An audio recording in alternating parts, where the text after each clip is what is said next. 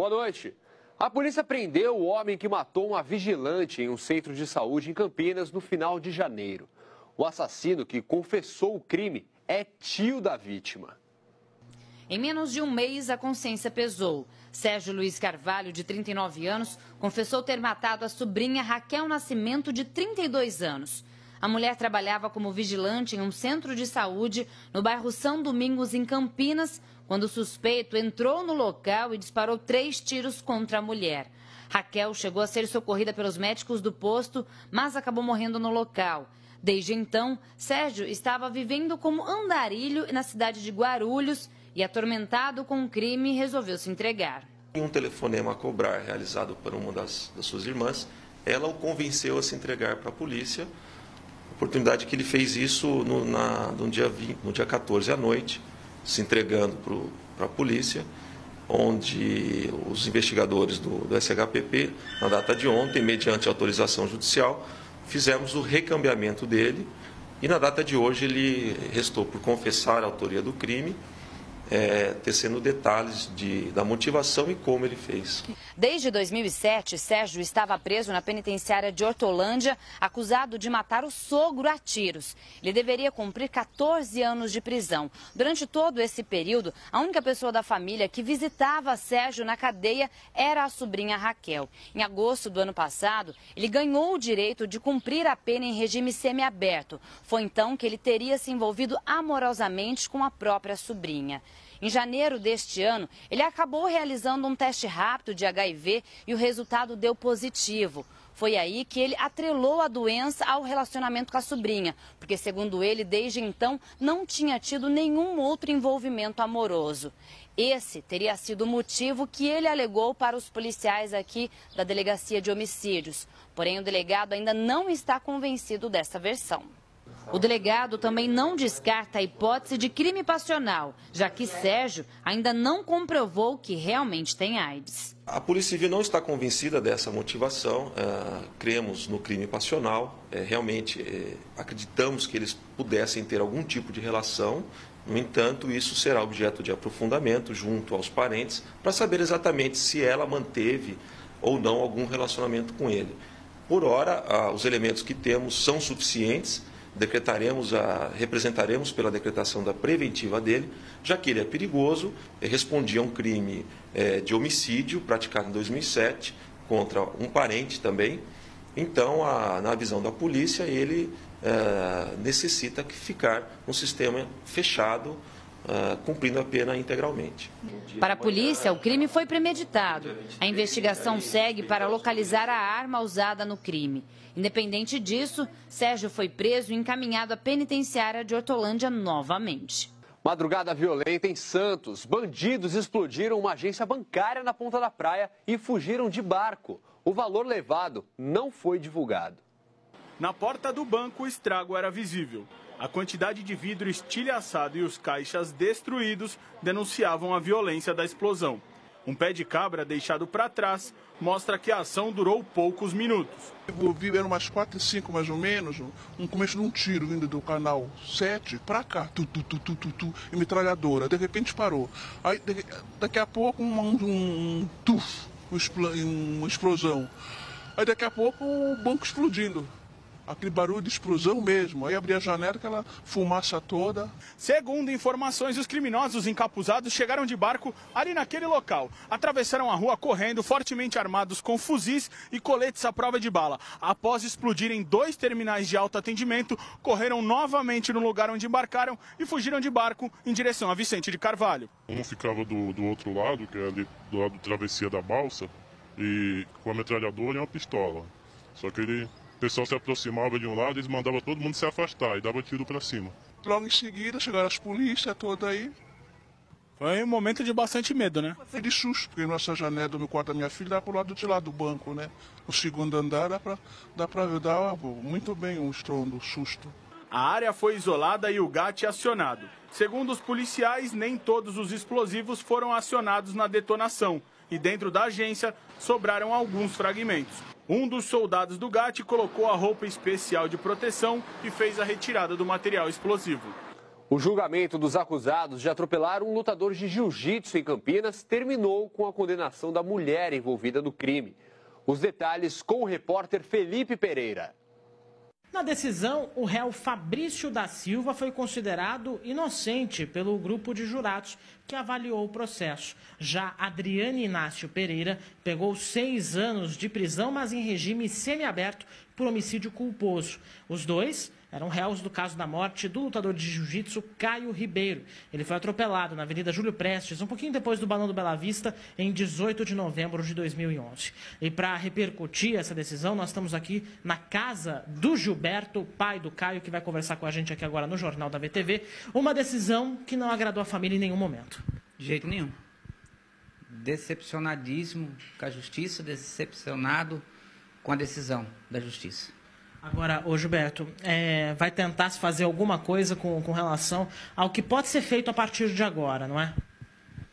Isso, eu vou... Ainda fiquei tão decepcionado, em choque, porque decepcionou muita gente. Não falei nada com meus advogados ainda. Vou ver se tem algum jeito de fazer alguma coisa. E vamos buscar. Se não tiver, eu ficar na prisão perpétua, né? Da saudade, da lembrança, da dor. Juntar os cacos e tocar a vida. Pôr uma pedra em cima do assunto. Agora, Gilberto, quase 6 anos depois da morte do Caio, você estava até comentando comigo fora do ar que existe uma ideia, inclusive, até de sair aqui da cidade, né? Não, eu vou embora, com certeza. Aqui eu não fico, não tenho. Eu não tenho cabeça, não tenho mais coração para segurar aqui, passar nos lugares que meu filho passava, e nos restaurantes que eu e meu filho ia junto. Não dá para ficar mais. Eu já segurei aqui por causa do processo. Se terminou, eu tenho que ir embora daqui para tentar refazer minha vida em algum outro lugar. Agora, hoje dá aquela sensação, não dá, Gilberto, de que parece que beber e matar uma pessoa parece um ato comum, né? Eu fiz tanto apelo, né, para as pessoas que bebem e dirigem. Hoje não tem o que fazer apelo mais, sabe? Cada um que quiser beber, que beba, que dirija, que mata, que atrofia a família, que arrebenta com tudo. Estou revoltado mesmo, porque não acontece nada. Então dá vontade de dar esses conselhos. Para quem bebe, continua bebendo e dirigindo, que nada vai acontecer. É o conselho que eu dou. O Gilberto, nós já temos uma relação já de conversas há muito tempo. Me dói profundamente ouvir essas palavras dele de decepção. Com relação às penas, a defesa do Fabrício considera que a pena, enfim, a liberação dele foi justa, já que, segundo o advogado dele, ele não tinha nenhuma relação com a morte do Caio Ribeiro. Lembrando que o Fabrício e a Adriane estariam supostamente disputando um racha. O júri entendeu que Fabrício não estava disputando um racha, mas, por outro lado, entendeu que a Adriane estava, sim, disputando um racha e que ela deveria pagar por isso. Apesar de estar embriagada, de um exame do bafômetro ter confirmado que ela estava com um nível acima de álcool no sangue do que o permitido, isso porque em 2011 a regra era diferente, ainda permitia alguma certa quantidade de bebida alcoólica, o júri entendeu que houve homicídio culposo nessa história. De Sumaré, Felipe Pereira, para o Jornal da VTV. O prefeito de Santos, Paulo Alexandre Barbosa, anunciou nesta quinta-feira um pacote de medidas para arrecadar tributos. A prefeitura afirmou que tenta renegociar mais de 3 bilhões de reais de dívidas de contribuintes. O programa de renegociação será feito em abril, após a aprovação de um projeto de lei encaminhado à Câmara de Vereadores da cidade. Outra proposta do Executivo é a venda de imóveis, algo que arrecadaria em torno de 100 milhões de reais. O valor seria o suficiente para reforçar os cofres públicos. O pronto-socorro da Zona Noroeste vem sendo alvo de críticas há anos e parece que a coisa anda ainda mais feia por lá nos últimos tempos. São denúncias de falta de funcionários e má estrutura feitas por quem usa o equipamento. Paredes cheias de infiltrações, telhado com partes caídas, banheiros interditados, ventiladores quebrados. Esse elevador, então, está com problema há 3 dias, segundo os funcionários. Essa é a estrutura que atende hoje os pacientes do pronto-socorro da Zona Noroeste. Segundo os próprios pacientes, o lugar que deveria ajudar pessoas é o que mais precisa de ajuda. A estrutura do prédio está muito ruim, pois, como vocês podem ver, está precária, né? Tinha um pedaço lá que estava caído, tudinho, dava até medo da gente passar lá para cima.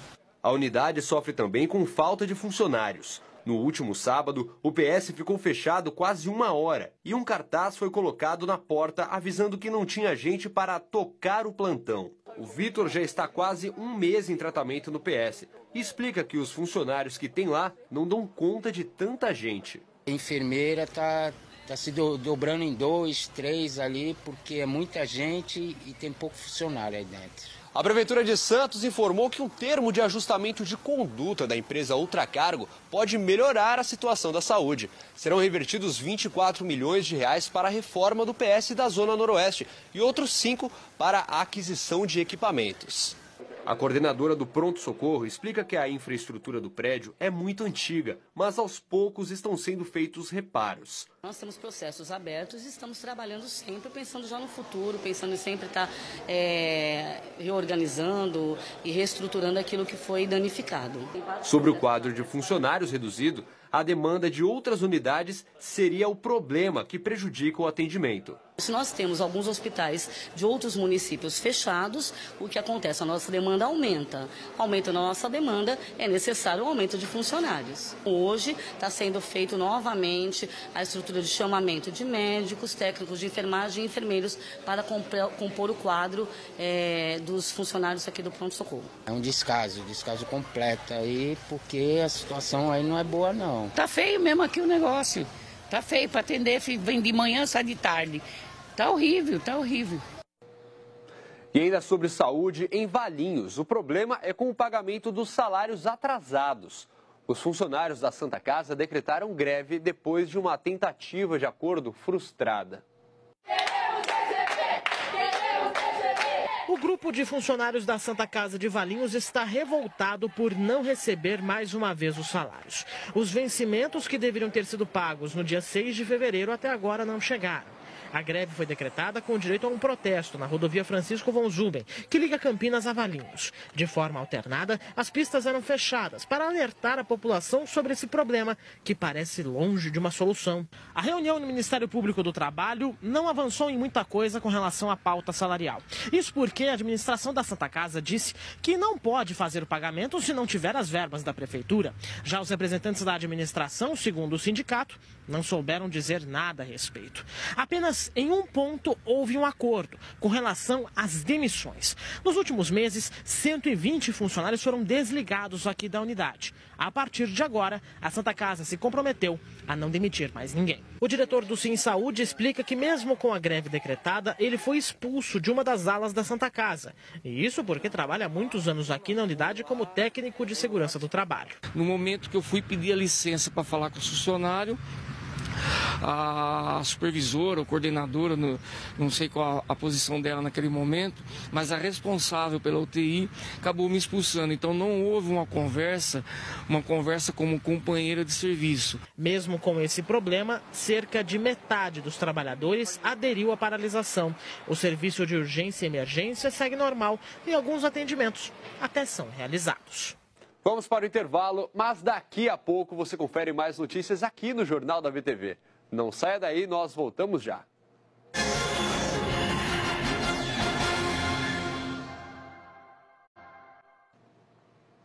Estamos de volta. E quinta-feira é dia do quadro Na Telona. Olha só os filmes que estreiam nessa semana nos cinemas.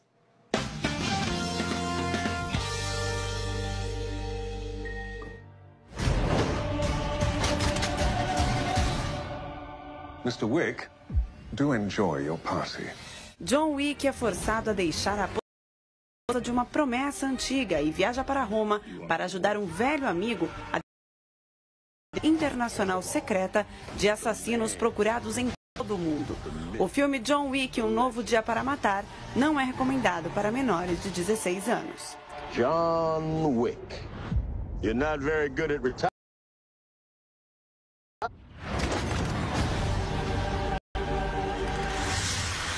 Said you were beautiful and good.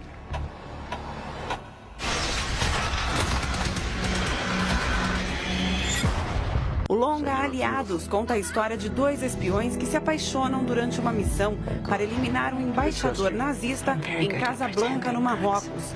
Mas depois de alguns anos, aparece uma suspeita sobre uma conexão entre Marianne e os alemães. Intrigado, Max decide investigar o passado da companheira.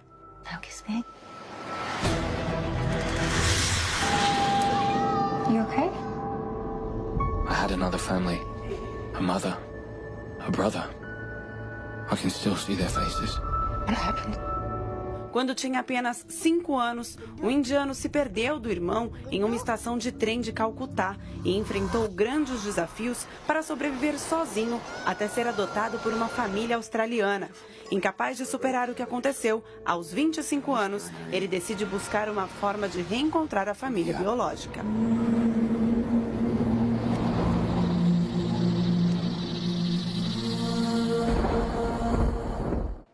A Estação do Valongo comemora hoje 150 anos de existência. Uma grande festa foi realizada hoje, lançando uma série de atividades por lá. Além da entrega de um presente muito especial, o relógio no corpo central da estação foi reativado. 1867, ano que marca o desenvolvimento da nossa região da Baixada Santista, juntamente com a criação desta belíssima Estação do Valongo, que ligava as ferrovias da São Paulo Railway, que vinham do Planalto até a Baixada Santista. Juntamente também com essa festa, tem aquele relógio que voltou a funcionar com imponência, com elegância. Depois de 4 anos parado, ele voltou a marcar o tempo para que todos os santistas nunca se esqueçam do desenvolvimento e da história que ele representa. Esses relógios, para mim, passa a ser um filho. Então, todos esses relógios que eu faço, eu fico com um prazer, olha, imenso, imenso mesmo. A cerimônia de reinauguração teve muita música e contou com a presença de diversas autoridades municipais. Santista tem que ter orgulho na sua cidade, orgulho do seu centro histórico que é preservado. Muitas cidades do país não preservam o nosso centro. A gente tem um cuidado especial com o nosso centro, que a gente entende o centro como fator história e como fator de desenvolvimento econômico também. No Museu Pelé, os curiosos por boas histórias podem conferir uma exposição com uma maquete da própria Estação do Valongo. E com um detalhe para lá de especial, o relógio também está em pleno funcionamento. Desde o princípio eu queria construir o prédio fielmente, né? E o que teria que ser diferenciado? O relógio. Então eu falei, bom, eu vou fazer a única parte removível, a torre principal, com o relógio funcionando. E é o que aconteceu. E lógico que a São Paulo Railway não poderia ficar de fora. Olha ela aí, em tamanho bem menor, só que com uma fidelidade impressionante. Tem locomotiva a vapor e tudo. Estamos com 10 módulos, representando a ferrovia de uma forma bem sucinta, né? Área urbana, área rural, cidades, moinhos, campo. Muita gente já veio e já suspirou de saudade do trem de passageiros que a gente tinha e não tem mais.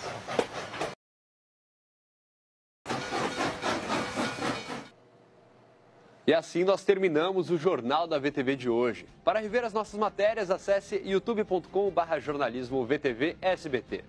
Mais notícias a partir das 11h30 no VTV da Gente. E nós voltamos às 7h15 da noite com mais uma edição do Jornal da VTV. Fique agora com o SBT Brasil. Uma ótima noite para você e até amanhã.